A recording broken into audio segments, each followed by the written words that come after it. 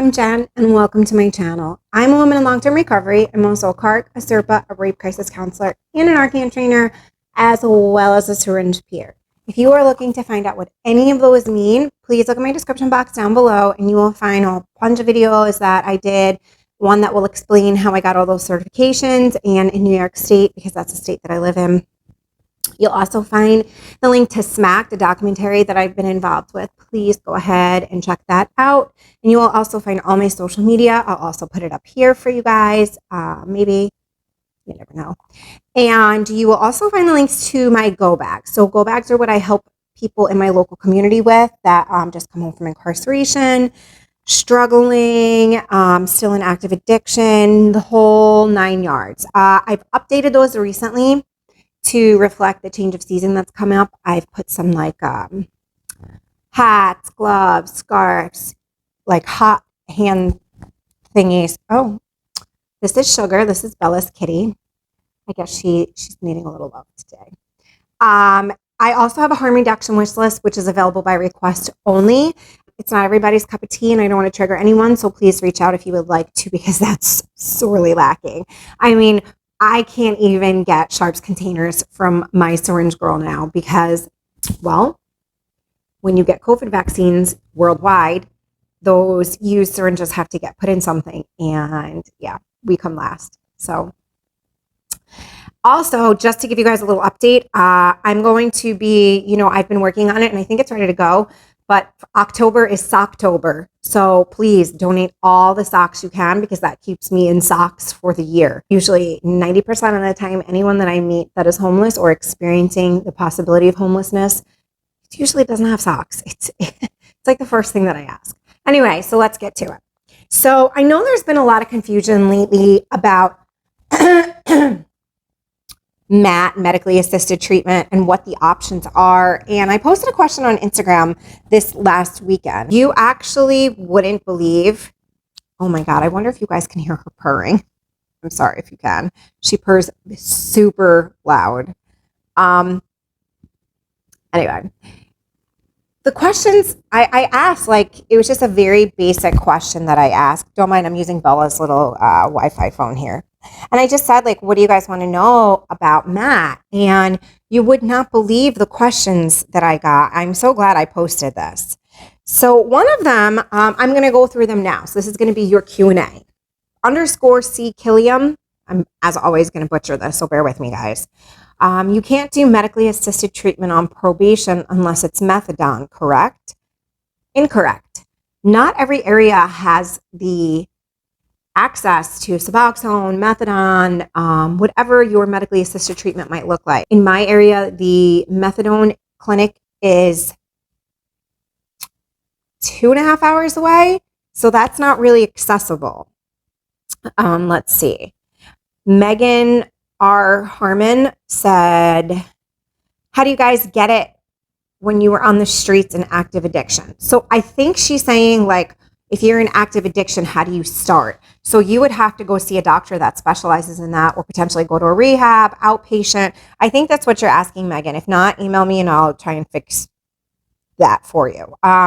Alexa Danielle 89 says, how do you receive it? Does insurance cover it? Or how much does it cost?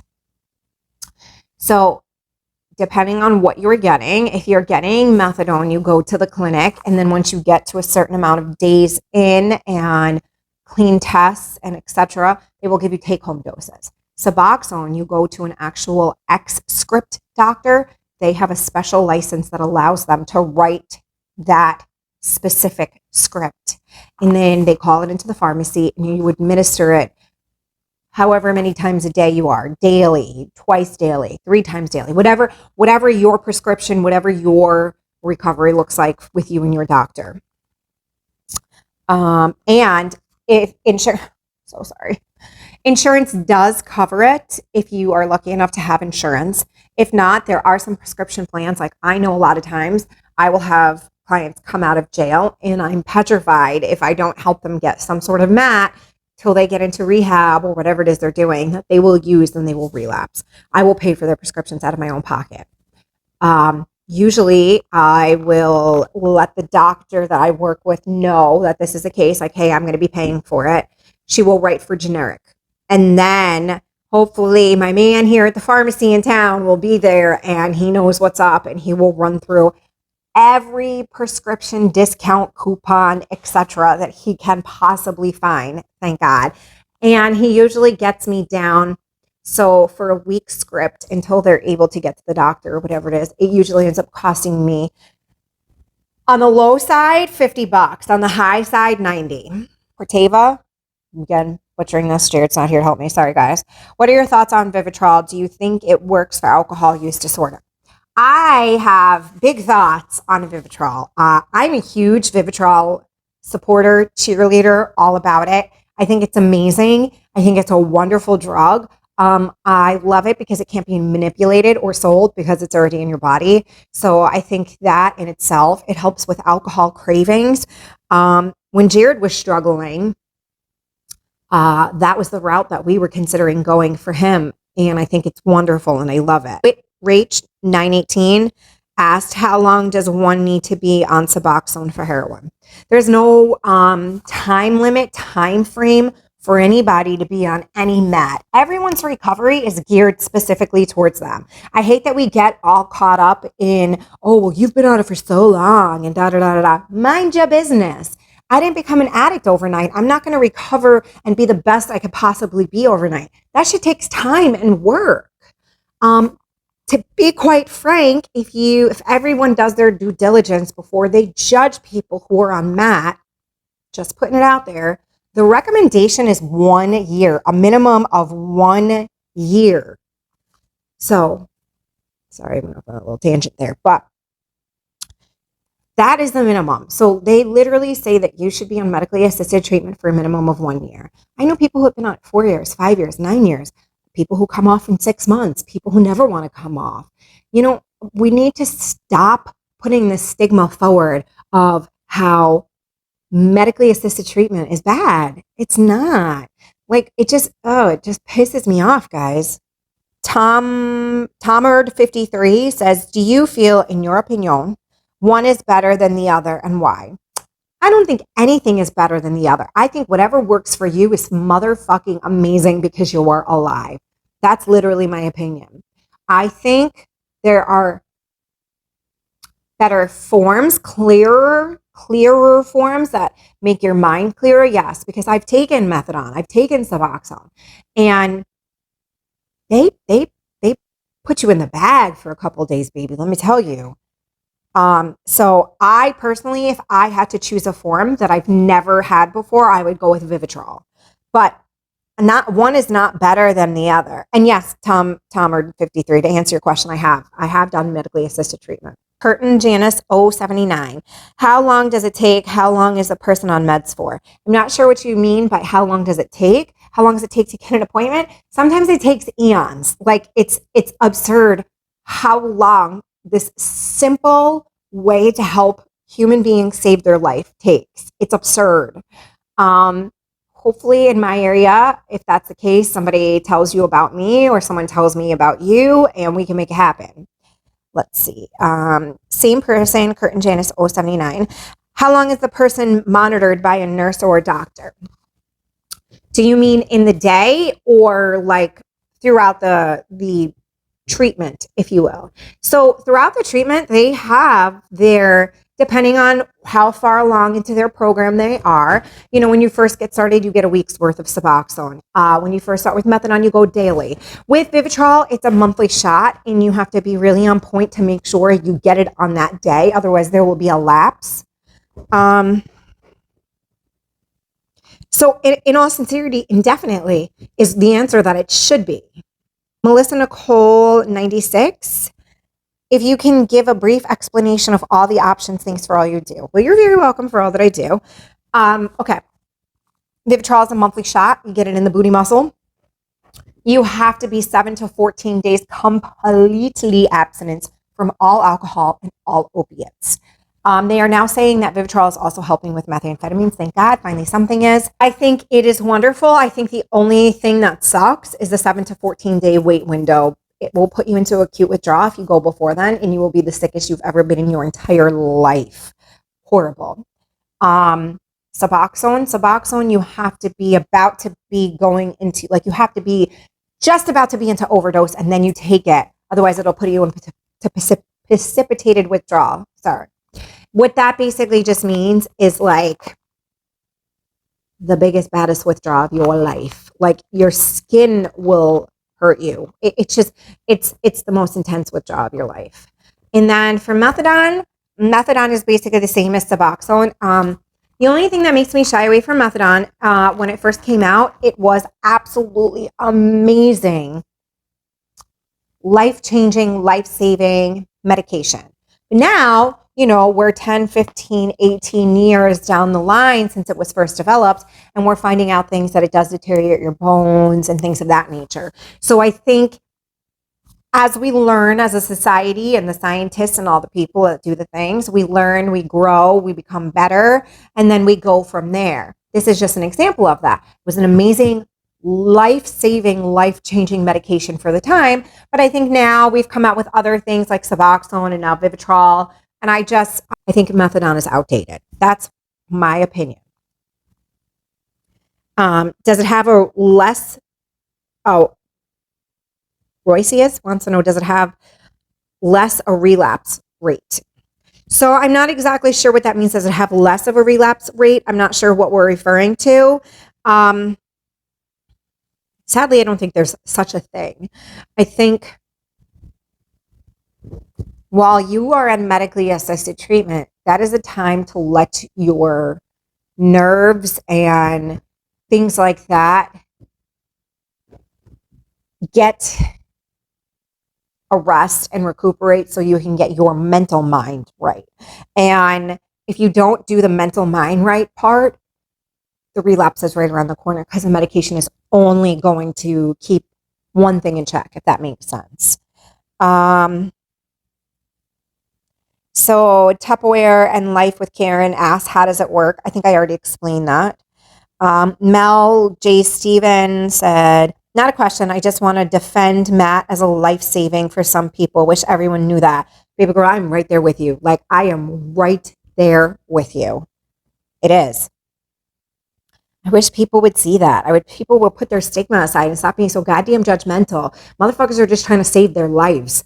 When you get to the bottom of the barrel and you can't even see the light at the top, and someone throws you down a flashlight, a Suboxone, Vivitrol, methadone, whatever, and it literally leads you out of the darkness. Yeah, people on that stigma side really need to take a look and stop. M Salsa 18 said, is it true that naltrexone fixes the synapses in the brain? Yes and no. And I say that very open-endedly for a specific reason. Right now, it's too new of a drug with not enough data and research to say, yes, it does, or no, it doesn't. But I truly believe the body is an amazing thing. It will give itself, if you give it time to heal itself, it will. And that's what this does. That's what these drugs do. These drugs give your body time to heal. So this way, you can start to think better and you can start to be better. Jojo Happy One says, why are members of the recovery community so judgmental regarding those on MAT?